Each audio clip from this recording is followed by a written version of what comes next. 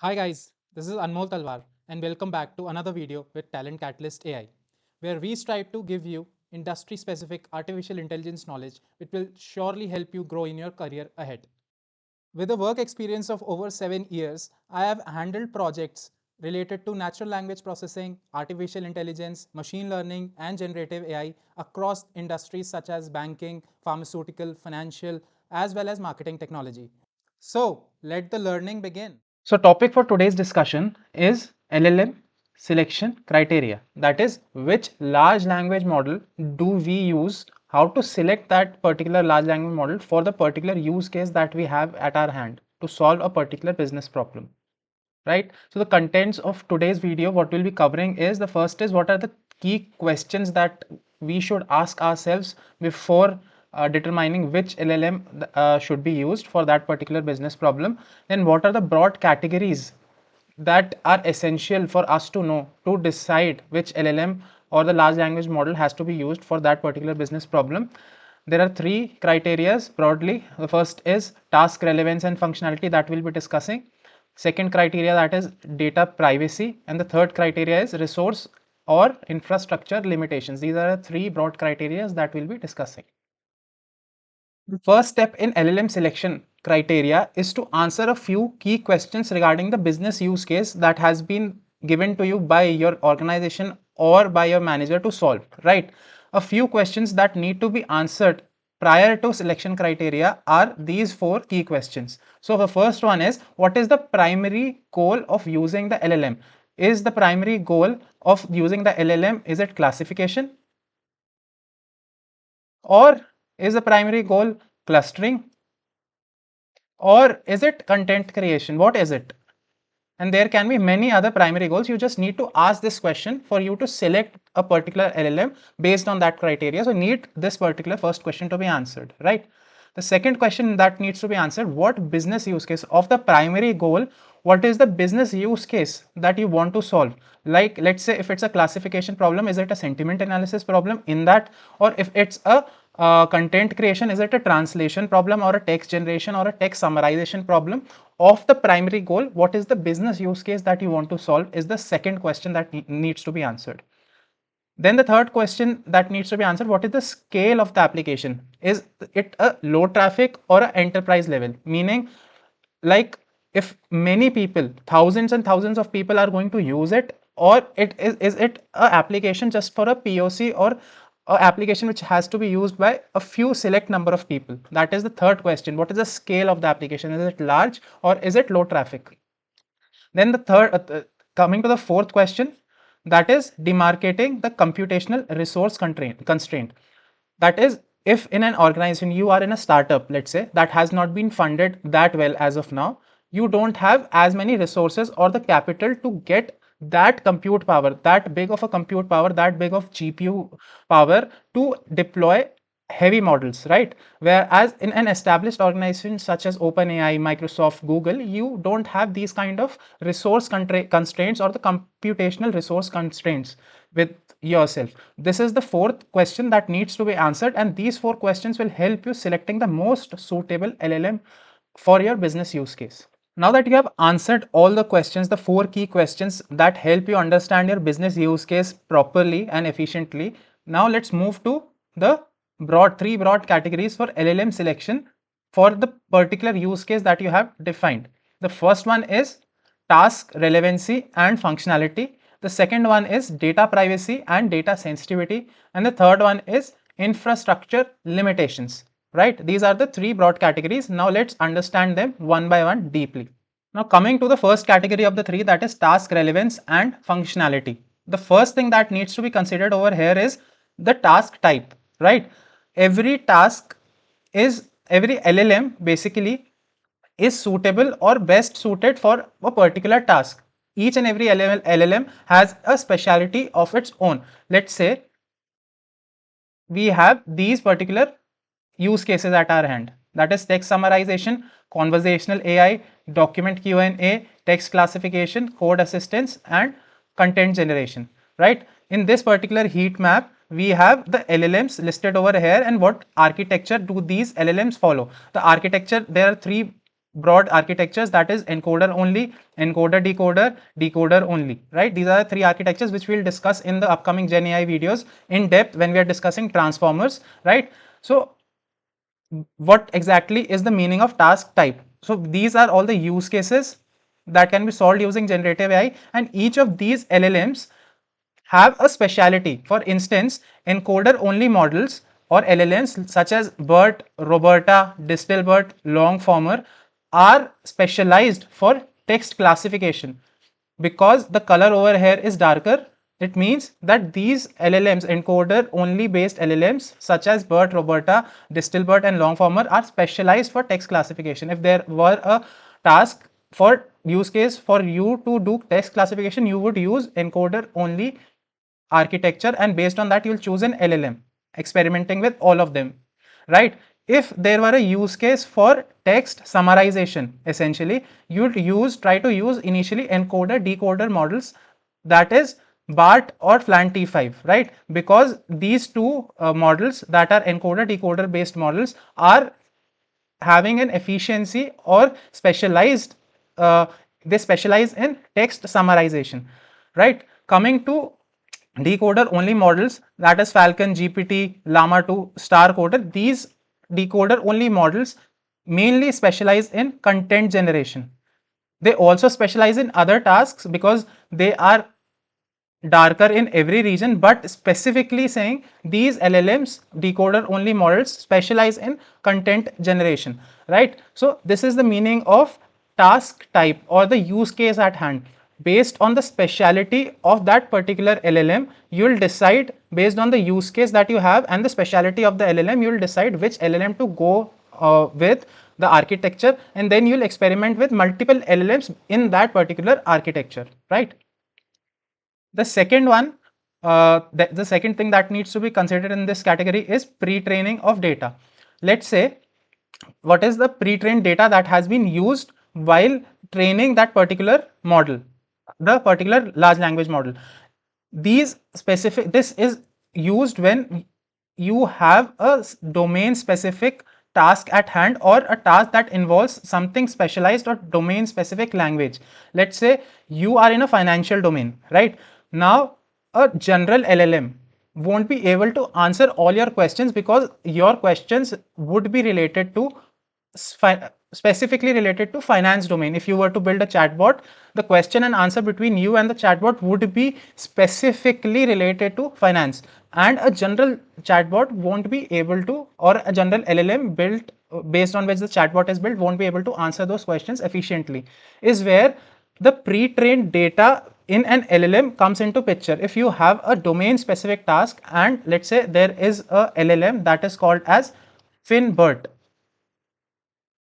that is BERT, that is specifically trained on financial data, will be able to help you better. If you have that pre-training data with respect to a particular domain, you have to choose these kind of specialized models, LLM models, for your task, right? Now if you, the second example is, if you are a coder or a IT professional and you need to build codes, right? There is a specialized LLM that you can use, that is Star Coder. That Star Coder has been trained, pre-trained on coding examples, so that it can help you in those particular tasks which involve code generation specifically.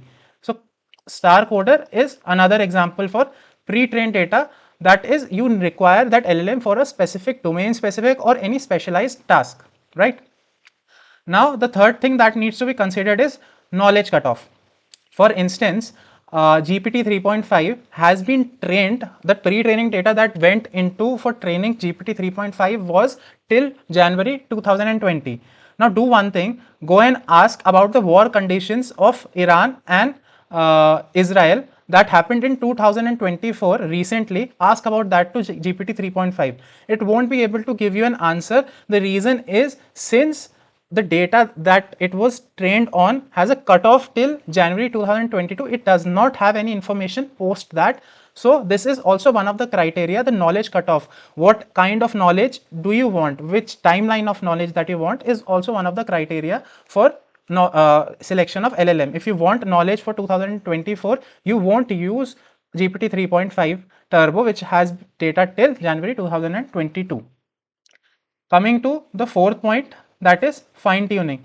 It is similar to pre-trained data, wherein if you have specific tasks, let's say you have tasks related to finance, if you have tasks related to pharmaceutical, or you have to build a chatbot related to pharmaceutical industry, or you need something that is very specific, that is related to coding, and in coding also C++ language, a specific task, what you do is fine tuning essentially means you have a base model, over which you will do a bit of training. Over top of that, you will not start from scratch, you will have a base over which you will do a bit of fine tuning based on the, or training based on the specific domain data you will give it to it, so that that particular model becomes specially designed for that particular domain. The same example that I had given regarding finance, that is, we have a base model known as BERT, right? That is a model, that is a LLM BERT. For us to have domain specific knowledge of related to, for it to answer domain specific knowledge related to finance, what we did is we introduced a few examples related to finance and fine tuned it, right? Let's say the BERT was at this level related to financial information. Now we gave it, let's say, data to train on related to only finance. Now it went from this particular level to this particular level based on the finance knowledge, right? This is what it, after doing the fine tuning, it became a new version, that is FinBERT, which can be used for financial applications specifically, right? So if BERT was a model which was not easily fine tuned, could not be easily fine tuned, I would not have used BERT for fine tuning on financial applications. So choosing an LLM that is amicable or friendly to fine tuning is also one of the criteria for LLM selection under task relevance, right? GPT-2 or GPT 3.3 or 3.5 are not that easy to fine tune. So I would not use GPT for my financial tasks for fine tuning it, right? I would use BERT because it is more amicable or friendly for fine tuning. The last point to consider in this particular genre is latency.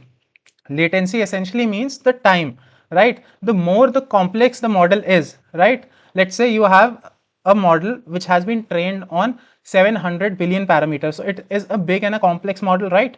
Now you have another large language model that has been built on just 70 billion parameters. 70 versus 700 billion parameters is a vast difference. So obviously the more the complex the LLM would be, the higher latency, or latency essentially means the time when you give the input till the time you get the output. The difference between output and input time is known as the latency. The more complex the model is, the latency on the similar compute would be higher as compared to if you are using a smaller computational large language model. So this is also one of the points that needs to be considered under category 1.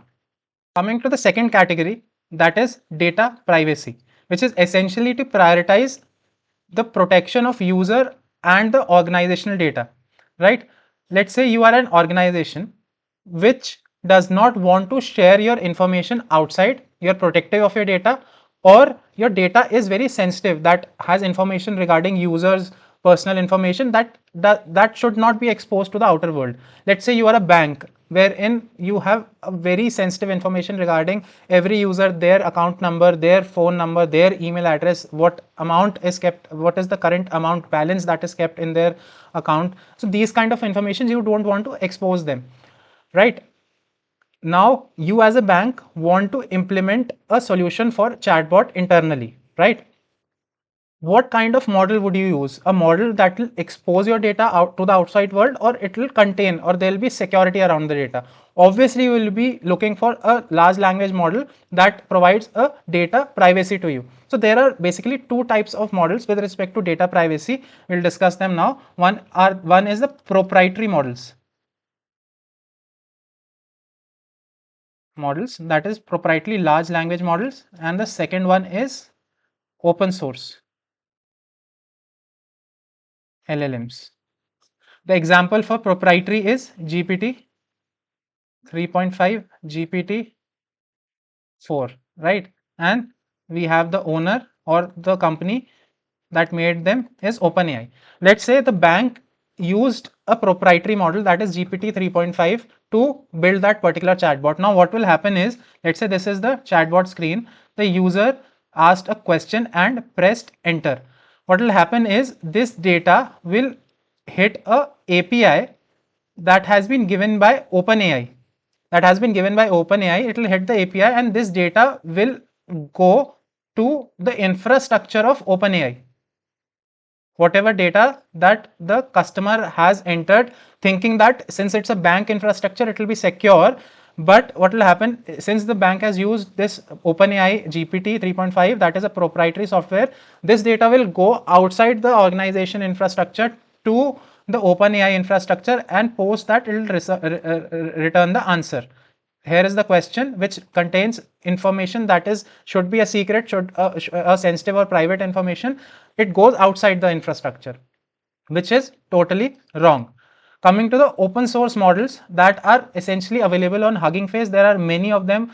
The prominent ones are Llama, the Falcon, we have Bloom, and many more. These open source LLMs, they have both the options. They have this particular system of API as well, where the data will be exposed, that is also available, and they have a separate structure over which they'll give the model in a downloadable form, which can be used by the organization in its infrastructure. It will give a downloadable model, right, which can be used or hosted inside the infrastructure, wherein the data will not be exposed. It will not go outside the infrastructure of the organization. So this is what is known by data privacy. If you have data privacy issues, if you are an organization which do not wants to leak the data outside, you need to use open source LLMs or LLMs which do not expose your data outside. Nowadays, proprietary companies, LLMs, that is OpenAI's GPT and all, are also trying to develop enterprise solutions, that is non-API based solution, but the efforts are still at a nascent stage. It will go to that stage, but it's not there as of now.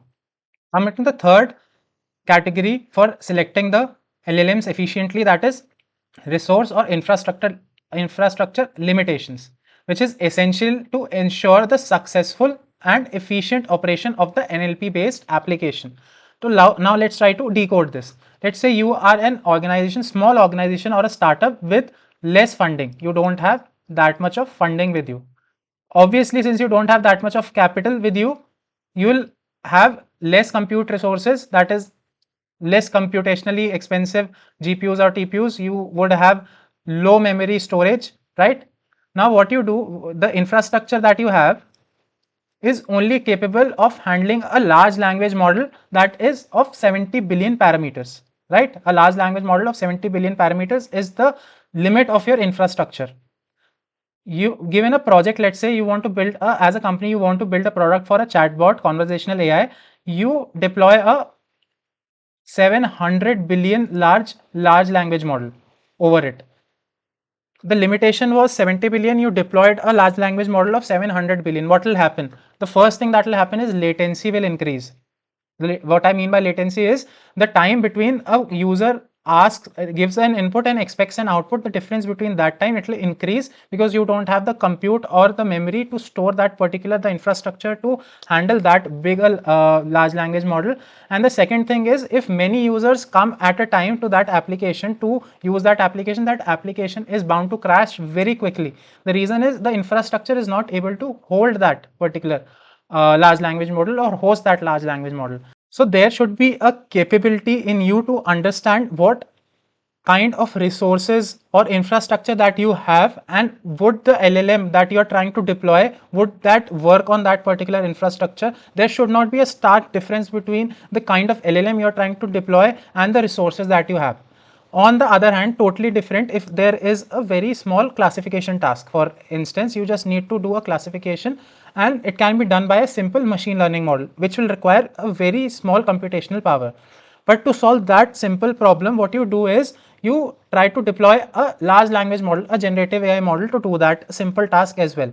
Now, this is also a very big problem. The reason is, for such a small problem which requires so less compute can be solved by machine learning, you are trying to deploy a large language model, let's say of 70 billion parameters, which will essentially cost you a lot more computationally as well as in terms of memory and storage, which is not feasible. So it goes both ways. Please do not forget to like the video and subscribe to the channel for more such informative videos related to artificial intelligence. Thank you.